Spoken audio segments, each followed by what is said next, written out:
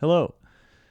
Before we get into the interview, I just want to point out that it is edited, and I know this is not a best practice, but we got off topic because I was yapping, and I've taken some stuff out to keep the conversation focused on keyboards. But yeah, I hope you enjoy. So, when I would watch your streams on Twitch and people would ask you what your favorite keyboard switch is, even if you were building a MX style keyboard, you'd always say Topra. And I think for enthusiasts, they might understand why, but I would just love to hear your reasoning outside of just like this is my favorite keyboard. But yeah. Well, there's several reasons. One of it does stem from sentimentality, I guess. I did start off on Topra with my keyboard journey, and at first I didn't really appreciate it.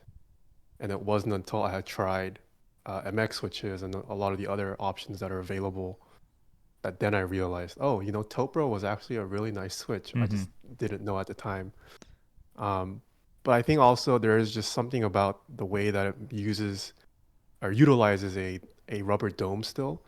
I know rubber domes are kind of memed on, but I think Topra is kind of an example of you can make rubber domes feel nice and sound good with the right type of design. Hmm. And there's just something about the collapsing of a rubber dome that you can't, it's really hard to mimic with a mechanical plastic on plastic action. Yeah. What was So your the reason why first? I say, Oh, go ahead. oh, Sorry. sorry. Yeah, so I think the reason why I like Topper so much is it's not necessarily great for gaming per se, but just for like general typing, which is the majority of the typing that I do, it's just a nice, comfortable feeling that I can always come back to and not be bored with. Hmm. And what was your first Topra board? You said you started off the hobby with Topra switches. Yeah, it was the Real Force 104 UG High Pro. Nice. Do you still have that Yeah, board? I do. It's very dirty. I've never cleaned it. I'm thinking of making it into a video maybe like a couple years later once it gets even dirtier. Nice. How Yeah. did you pick it up, and what resources did you find to figure out that this was the board you wanted to try out first? So I got recommended that Real Force through another friend of mine, he wasn't super into the hobby, but he was aware of the hobby. And I kind of asked him, what's the nicest keyboard I can buy that's already pre-built? Because it was my first one. I was a little too scared to build my own at the time. And back when I got into the hobby, there weren't as many resources on how to build your own. So it was a little daunting for me. So he just kind of recommended the Real Force. And I just kind of bought it just off his recommendation. So I Hmm. didn't really do a whole lot of research, which is unusual for me. But just when I first saw the like technical elements of what a Topra board, what the Real Force consisted of, it was enough for me to say, okay, maybe I'll try this $200-300 keyboard and see what it's like. Nice. And something I kind of have been trying to think of is why there isn't as many resources available for Topra unless you really dive into Geekhack or even like Imgur posts that have like build log style just essays about what Topra is and how to mod it. Do you, in your opinion, do you think there's a reason why there isn't more publicity on Topra in the whole community? Yeah, I think the reason Topra didn't take off, although like as of late, it does seem like Topra is gaining some traction, especially with like Sipulot, making all these EC conversion kits possible. I think one of the big challenges for Topra was the PCB. It's a much harder thing to design for than a traditional MX PCB. And I think many people weren't willing to take on that task of trying to come up with an electrocapacitive aftermarket PCB. But also, I think the bigger thing was just lack of customization. Like when I got in there, you really just had to stick with the original Topper keycaps, or maybe you had the couple accent like resin uh, artisan keycaps you can put on. But outside of that, there really was no keycap option, which I think people, because you couldn't customize it to the way you wanted, people just kind of disregarded Topper as an option. Mm-hmm. Yeah, that was Yeah. my case. I was intimidated, and I had Diego mod me a HHKB, I think like 2 years ago, and I got it, and it was so heavy, even 45G for Mm. me, and I wanted to Oh, like okay. it. and I Have you couldn't. tried lighter domes, like 30 Yeah. grams? Okay. So it's so funny. I got the 35G Tiffany domes from Desk Hmm. Keys, and after I have just been nonstop yapping about how good they are, I've gotten like five of my friends to try them too. And Uh-huh. honestly, I think the domes that have been out recently have helped a lot of people get into Topra because I don't know if there's a way to even, it's hard to correlate spring weight. And even I Yeah. feel like I don't have a good idea of like a one-to-one comparison. And I think Hmm. I don't know, 45G, I would say like for me, it feels like 63. I can't even, I would have to literally have them side by side. But I feel like for a while, that definitely dissuaded me from even wanting to use my board. Yeah. I think the other hard thing for Topr too is what is it? There there still aren't many Toprs out there, so a lot of people haven't tried Topra. Like even if you go to meetups, sometimes you might not even see a single Topr keyboard at a meetup, depending on where you live. So, and because like the HHKB and the Real Forces do have a bit of a premium price tag, there's just that level of barrier for people to get into. hmm Yeah, one of my friends, John, that is local to our meets, whenever I bring my HHKB, he's like, "Why did you bring this?" And I'm like, "Bro, come on." Yeah, I'm also using the Tiffany's too. I forgot when you said you're using Tiffany's. Oh, nice. The 35G Yeah, ones? yeah. Uh-huh. Really? So, okay, There's one, even sometimes 45. Like I want something between 45 and Tiffany's. yeah. That's like my ideal Topper weight now, Okay, yeah, cuz which is a little different because I really liked 55 grams at first, really, but dang. like over the years, 55 got fatiguing, and then even 45, I'm at a point now where I wouldn't mind just something a little bit lighter than 45 Yeah. grams. Wow. Yeah. Okay. See, it's funny because a lot of my friends who have tried my board think it's too light, and I built one recently with 42G domes. I think Mm, they're the pink ones, and those mm, feel like a happy medium between 35 and mm, 45 if anyone is dissuaded by how light 35G might sound. But that's mm. interesting because I feel like, what's your preferred MX spring weight usually when you use MX style keyboards?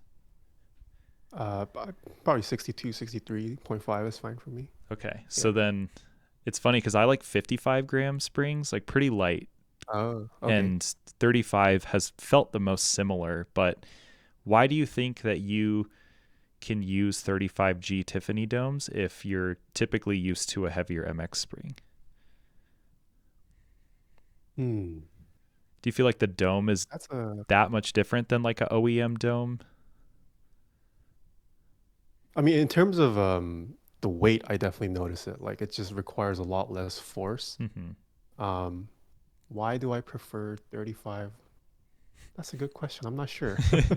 But I do agree there isn't like a one-to-one correlation between MX spring weight and Topra domes. mm-hmm. Sorry, and the yeah domes and the springs. And then depending on the manufacturer too, like the Desk Keys 35, for example, feels very different to me than like the Leopold. Is it 30 gram or they have a light 30 something dome too, Mm-hmm. and those feel different. BKEs also feel completely different.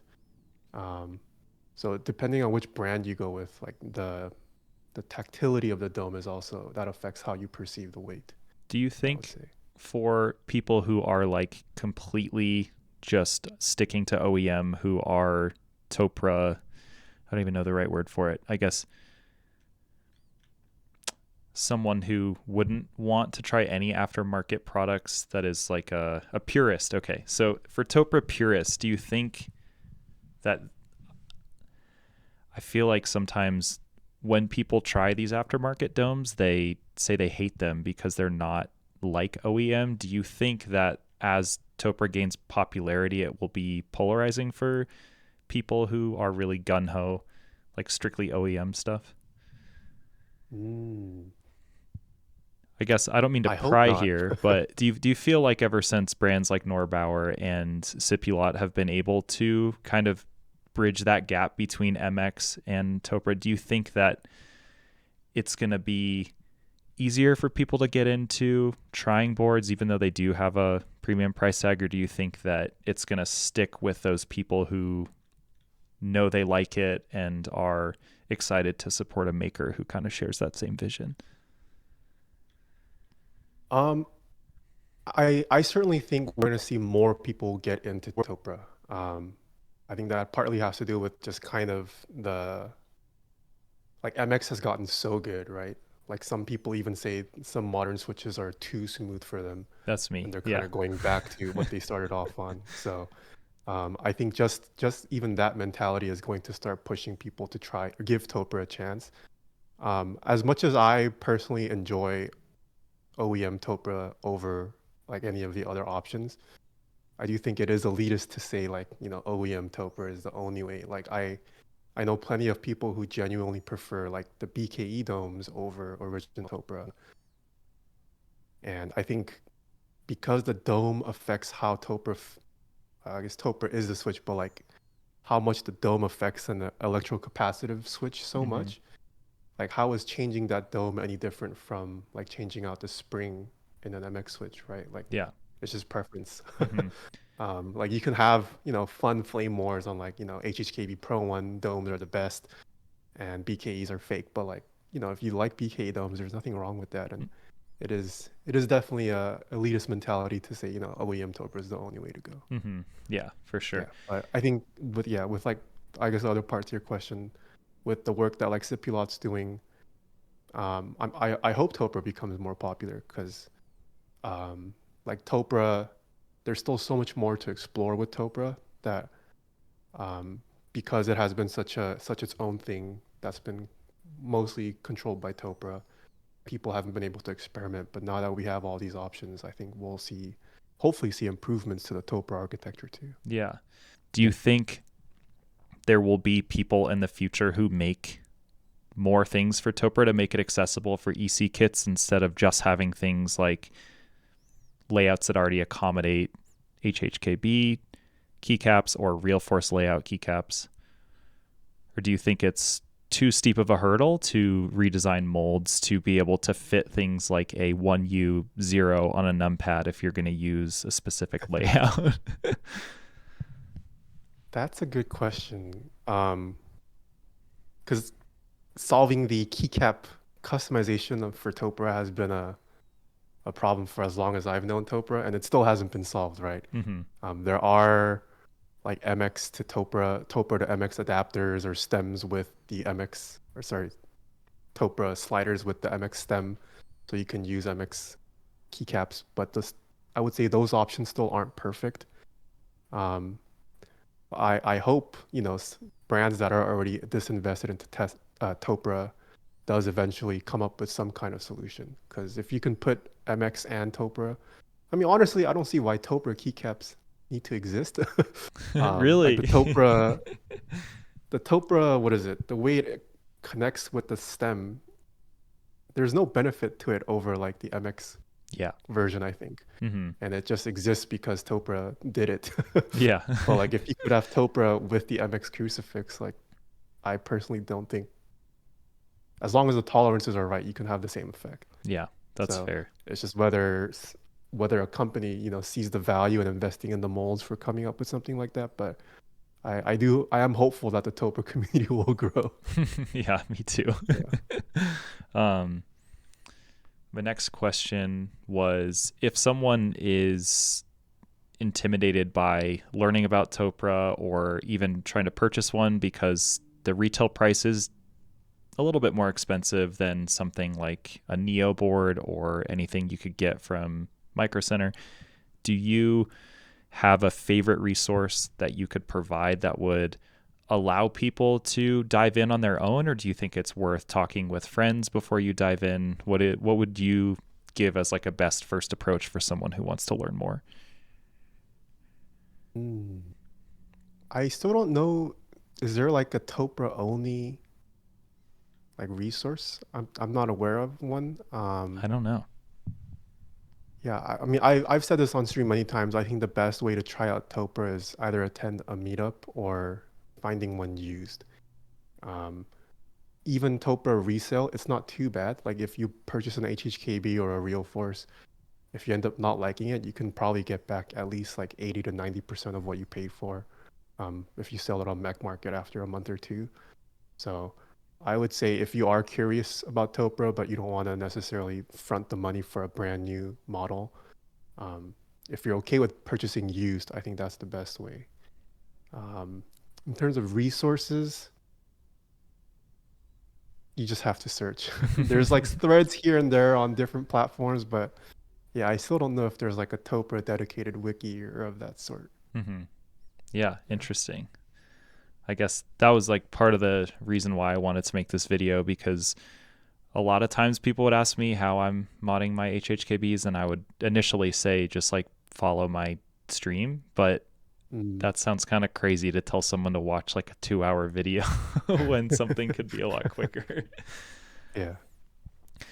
And then final question would be, as someone who is now working in the keyboard world that is devoted to Topra, what would be your first wish, whether it's like a resource or something else that you could do to help kind of spread the good word about the style of keyboards?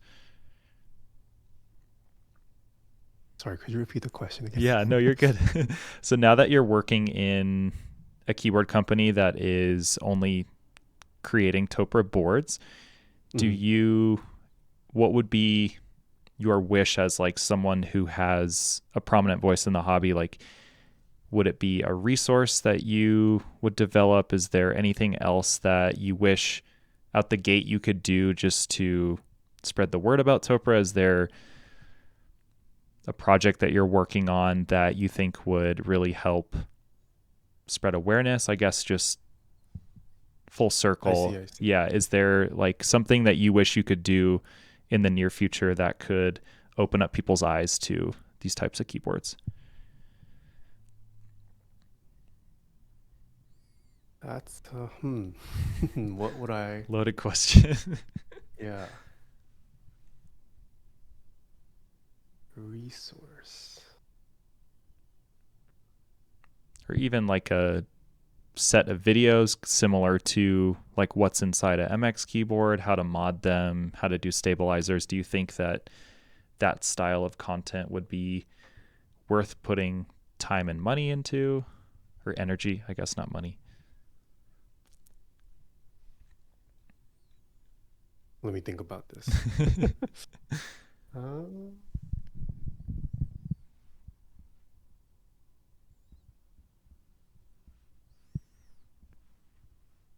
Or similarly, do you think I that, oh, sorry, go ahead.